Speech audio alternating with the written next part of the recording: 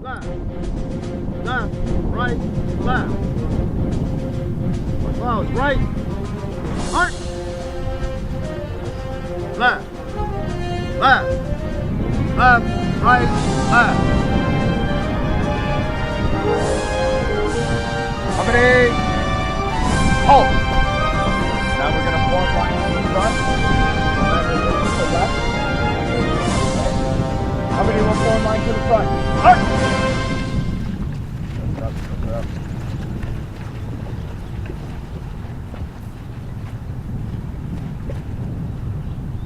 Well done. I like history. You know, I always wanted to do something like this. You know, I used to go to Fort Henry in Kingston, and I used to see them do the different shows there, and so I was always interested in history.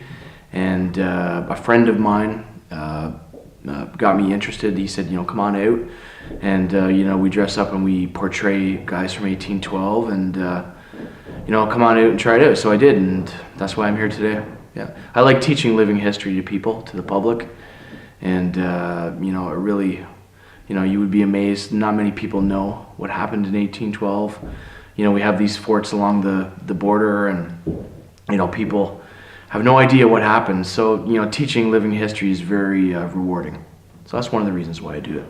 It's U.S. training weekend, and we come out to, you know, practice manual of arms. Like, so all the positionings of the weapon and how we march, and you know, battalion drill, and and also to, you know, discuss events that we're going to do for the year. So we've been doing that, what events we want to do, and basically, you know, it's a time of year to pull ourselves together for the next season, which is starting in 2 weeks. So we actually, you know, fire at each other with blank cartridge, of course. Because I get that question. People ask me, they're like, oh, do you use musket balls? No, we don't. I wouldn't be doing it if we did. But yeah, so, you know, we go out and we have, you know, we might do something like capture the flag. We didn't do that yesterday, but we're thinking about doing it today. So yeah, or we do, you know, two-man teams, elimination, single elimination, which we did yesterday. So if somebody gets a shot off before you, you know, you're out type thing. You got to go back to the start point. And once you come back here, then you're resurrected. Rejuvenated. And then you go back out. Yeah, The and then you go back out, right? And same with us. We're just gonna turn around. We'll go back to our siege works, and then we'll hit it again from a different direction. Oh.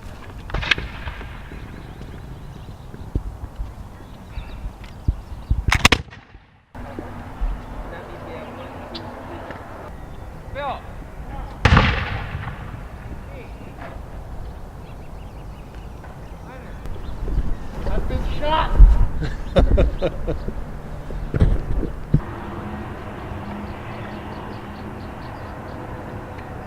Have to come down there and hit you with the butt or what?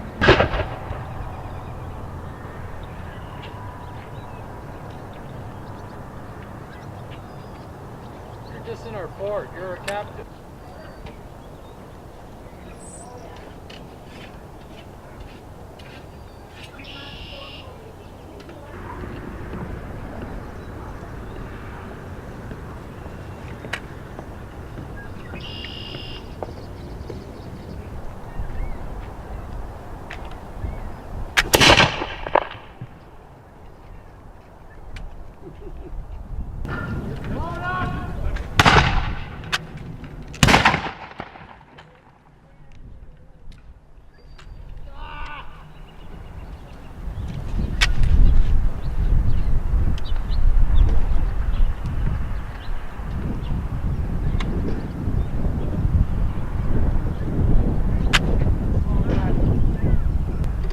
I got him. Okay. That's a dead man walking. Everybody clear out. Clear. Ready to clear. You never know, man. You get into the game and you forget that last round. Yeah, that was up your ass, Mike. More challenging now. Always talk about history all weekend, about every piece of history seems, not just 1812. Could be, you know, Roman history, could be Civil War, last Civil War, Rev War as well, Revolutionary War. And so yeah, definitely talk about history and other things. as the night goes on, we talk about politics and stuff. So, but it's good. We have a lot of fun. There's a lot of camaraderie in reenacting. Really like it. Yeah. The main thing is you need a weapon. So you need a musket. You know, American forces use different weapons than the British. As an American soldier, we use Springfields or Charleville's. My unit, the Canadian Volunteers, we were very mixed, so we had everything. Because we were British subjects, we would have had Brown Besses as well as the Springfields and Charlevilles. Take aim! Hard! On your own time! You need a tunic, so like a jacket. You need a hat. The volunteers wear like a wide brim hat and with a green band and a white rosette with an eagle. Let me see, what else do we have? Pants, you need trousers, which are different than jeans. Trousers are they're all button fly type of, and you need to wear suspenders too. So that's a little bit different. You need a shirt, usually a white shirt. Most groups have stuff they can lend. So a lot of people are worried about it when you talk about, oh, the musket is, you know, $800, that type of thing. But we have a lot of loaner stuff that we can lend people. Most groups do in the hobby. So it's fairly easy to break into it. You know, everybody wants to recruit. So lend people stuff for the first couple years until they build their kit, right? So we just have a gentleman that bought his musket this weekend. Actually, we have 2 guys that bought muskets this weekend. So, and they've been reenacting for a couple years, and they just now have weapons. So, but yeah, I mean, it's, you know, if you're worried about costs, don't worry about it, because we can definitely outfit you. There's no, there's full equality in reenacting. When I was with the British, we had several women that came out and fought that wore a uniform and had muskets, or, you know, they can come out and be a camp follower. I know sometimes women, they'll come out, they'll be a soldier in the afternoon or during the morning, and then they'll change into a dress and then, you know, become a camp follower. There's all kinds of different things that you can be a sutlery person. So you can, you know, sell whatever goods and services like leather, or you can, you know, you can sell weapons or be a gunsmith. I know people that are engineers, so they have a uniform, but they're like an engineer. They don't carry a weapon. We have a gentleman in our group, Raymond Ball, that does that. I know another guy, he dresses up as a clerk. So he's like a clerk for, say a colonel, but he doesn't actually go out and fight. We have a surgeon attached to our group that's really good, and he comes out with a full, you know, kit of stuff. He usually comes this weekend, but he's not here. Henry, he's from Michigan.